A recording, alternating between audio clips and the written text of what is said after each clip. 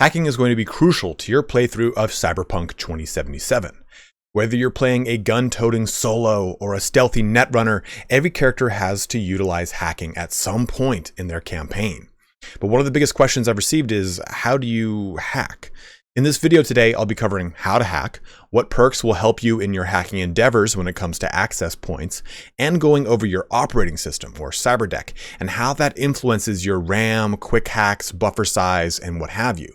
You can quickly skip ahead to any portion of the video that makes sense for you by taking a look at the chapters in the timeline and the description. I like to be as transparent with that information as possible to get you back into the game as quickly as possible. I've loosely covered this subject in my top 8 beginner tips, which you can find linked in the upper right corner. But just as a quick heads up, I won't be going into how to quick hack because that's pretty self-explanatory. This is mainly aimed at the hacking minigame and how to get the most out of your perks and Cyberdeck in that situation. But let's open up on how to hack the planet. So here we are in the hacking screen. So if you want to do an access point, breach protocol, whatever it is kind of hack you're trying to do, even trying to crack open the information on a data shard, this is where you're going to go. And hacking itself is broken up into 4 constituent parts: your breach time remaining, your code matrix, your buffer, and then your sequence required to upload. And then within sequence, you've got 2 parts: your sequences and then your rewards, or at least the objective of that sequence. Sometimes it's not just simply the rewards from an access point, which is going to give you Eurodollars, components, and or quick hacks. Sometimes it's going to be the information on a data shard, or maybe even just the actual breach protocol itself. So it depends on what it is. So the easiest way to really go about hacking is understanding that your sequence required is going to be of course, your biggest priority. And that has to feed into this buffer. Now, the sequence has to be in order once you've started the sequence. What I mean by that is, you can look at all these sequences, they all start with E9 or BD. So these 2 are E9, this one's BD. Well, the first thing that I enter into the buffer can be 55. There's no problem with that. As long as you have enough buffer points remaining to complete the sequence, and if you start the sequence in order, it doesn't matter what you first put into it. So you could put, let's just assume my buffer size, which we're going to go over. Buffer size can be increased. Right now it's at 4 here. But let's assume my buffer had 5 points on here. I could press 55 and 1C as long as my next option was either E9 or BD. So you basically just do whatever you want until you start your sequence, and then the sequence has to be in order. So taking a look at the code matrix, it works in one way, or it works just like this is what I mean. It first will start horizontal, and then vertical, and horizontal, vertical, so on and so forth, so on and so forth. So basically you're going to choose an option from this row, and then you're locked into that column. And then after you select something from that column, it locks you into that row. So for example, if I went BD on this row, I'm now locked into this column. Then if I chose 55 down here, I'm locked into this bottom row. And it will alternate ad infinitum until you're all completed. Now you can enter multiple full sequences into a buffer if you have enough buffer sequence, or, and this is a pretty cool one, if the sequence you're working on ends on a sequence that starts another one. So unfortunately, I don't have a great example here, but let me just say this. Let's say this was BD, 1C, 1C. And then let's say this one was 1C and then 55. Well, if I do BD, 1C, 1C first, it will then allow me to do 55 to complete that both of those sequences, as long as you have room in the buffer. So really kind of look at those things before you even start this. And you're probably looking at the next thing I'm going to talk about, is before you even press the first button on the matrix, hover over each one of these little sequences to see where they are. You can see all their permutations across the matrix, and it really makes it easier to just kind of plan out what you're going to do. Before I even touch the matrix, I just scan over these real quick, see where they all are, and plan out my attack, as it were, quote unquote. Now the matrix will get bigger or it will be smaller depending on where you are in the game, what you're hacking, the relative power level of everything around it. So in the beginning portions of the game, it's not very big. Even in the very first hack, I think is only a grid that is 12. You know, it's just 12 integers here, so it's 3 by 4. But you can see this is still not that far in the game at all, and this is a pretty decent sized matrix, and they will increase in size. So be mindful of those things stepping into them. So let's run through one of these real quick, and I'm going to show you what I mean by not starting the sequence in order, but it doesn't matter what you do first. And every single one of these integers that I select on the matrix will push the sequence over 1. So right now I'm aligning this first one with that first buffer zone, right? And if I select, let's just say 55, these will all shift over because I have not started their sequence. If you start their sequence and it's not a proper integer or they don't have enough room, it'll just say failed. So let's take a look here. Let me do this deliberately with a 55 first.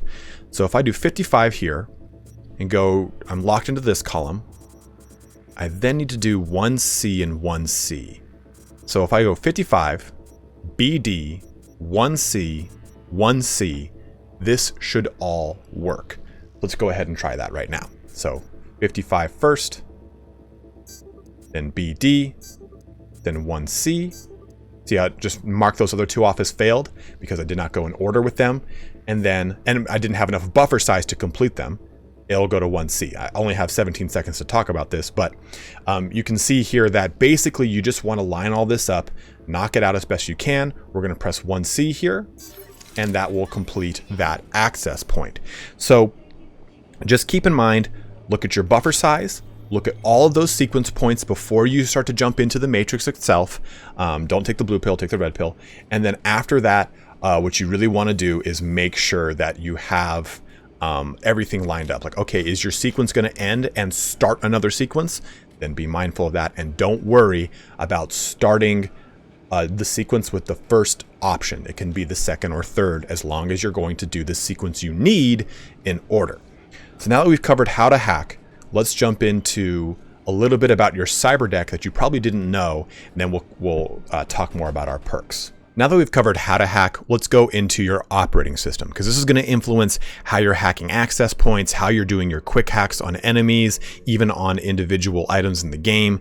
The operating system is huge. So this is the Cyberdeck that you start off with, the Militech Paraline, and it has, I'd say, 4 or 5 fields that are particularly important. So the first one is your base RAM. Your RAM that you can utilize is your base RAM plus your intellect skill, which is going to be 4% increase of RAM per skill point. Then you've got your buffer size. Remember, we were talking about that in the hacking minigame. That buffer size window increases as your intelligence skill increases and your Cyberdeck choices increase. Then you've got slots, which are going to be relegated to your quick hacks. You'll slot them into that Cyberdeck, they get going. Now, below that, you'll then see any kind of passive effects that this specific implant or Cyberdeck has. Allows you to perform quick hacks on targets and devices while scanning. Nothing special. It's just a baseline one here. But then you also have device hacks. Think of these as pre-installed, built-in, hardwired quick hacks. So this allows you to expand the amount of quick hacks that are on your Cyberdeck, because you'll have some that are already pre-installed. So let's say you always want to use a very specific quick hack. Look to see if it's pre-installed on your Cyberdeck, and that way it'll free up a slot for you to put something that is, well, not installed on your Cyberdeck. So we're going to click this here. We're at a Ripper dock, so we can access all of his inventory, and we're going to jump over to this one right here. So we can see all the benefits that this awesome epic Cyberdeck gives us. 8 base RAM, 7 buffer size, 5 slots. With that 7 buffer size, you're now able to put more sequences when you're doing your hacking mini game and get access to more rewards. So that's why that buffer size is so important. Base RAM is, I think, pretty self-explanatory. You're now going to be able to do more quick hacks at a time. Slots, again, more quick hacks to take advantage of. But you're also getting more passive abilities here. Increase the time it takes for an enemy netrunner to hack you by 50%. That's a big thing about every Cyberdeck after the starter one, is that these things are basically the only way that you can, I guess, passively shut down netrunners. I mean, this is kind of a 50% mitigation to netrunners by making it take longer for them to hack into you and allowing you to discover where they are quicker. Now also increases quick hack spread distance by 40%, by increasing that network that hack will apply to. Increases Cyberdeck RAM recovery rate by 3 units per 60 seconds. Stacking with the skill that you can take advantage of in the quick hack skill section that will really help out this, called biosynergy. Then you have your device hacks, which are again all of your pre-installed device hacks, or I'm sorry, quick hacks. So if you see something on this list that you know you always use in the quick hack department, it just means you now have another slot to allocate a different quick hack that's not pre-installed. I don't think that Cyberdecks were properly really explained in the beginning, and how important they really are to quick hacking, especially how the pre-installed portion of it really works. So I really wanted to go over this real quick before we jump into the perks section to finish our video off, because I think that Cyberdecks, like I said, are so crucial, especially that resistance portion, quote unquote, for the Netrunner. I think let's take a look at the legendary one. I don't think this one has one. Offensive hacks can be uploaded to 3 targets, increases damage, increases Cyberdeck, and increases quick hack spread distance by 60%. So not all of them will mitigate damage to netrunners, but most of them do. And that's probably one of the biggest advantages of higher level Cyberdecks, is being able to mitigate netrunners against you. Let's jump over to some perks real quick to talk real fast about optimizing your hacking abilities to the best of your ability. Now, we're mainly going to be focusing on the breach protocol section and discussing the access point ones, because that's kind of the focus of this video, is on those hacks. But I do want to highlight 2 things very quick.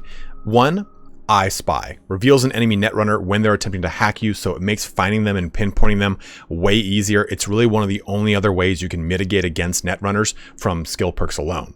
Then also biosynergy, only select this for as much RAM as you have. So for example, I only have 4 RAM, so biosynergy 1 is useful. If I had 6 or 8 RAM, I would jump up to the 2nd level. So wanted to talk about those real quick. Now, moving over to breach protocol, the game has a distinction between what a quick hack is and what a daemon is. A daemon only applies to your breach protocol quick hack. So when you go to do a breach protocol on something, it will also upload daemons with that breach protocol. Now, when you look at some of these, unlocks the big sleep daemon, which disables all cameras in the network for 3 minutes. So if I go to do a breach protocol on a network and cameras are in it, it will now put all the cameras to sleep for 3 minutes. This is another way to mitigate netrunners, because netrunners can use cameras to attack you. Also this one, mass vulnerability, unlocks the mass vulnerability daemon, which reduces the physical resistance for all enemies in the network by 30% for 3 minutes.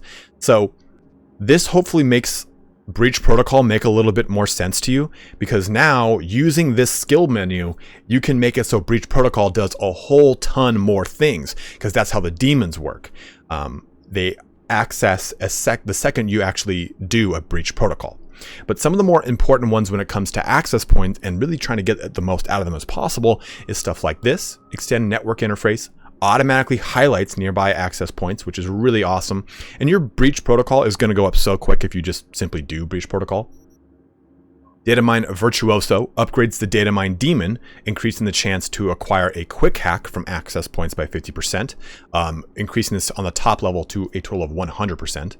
And then you have Advanced Datamine, which is the precursor to this, upgrades the Datamine Daemon, increasing the amount of Eurodollars acquired from access points by 50%.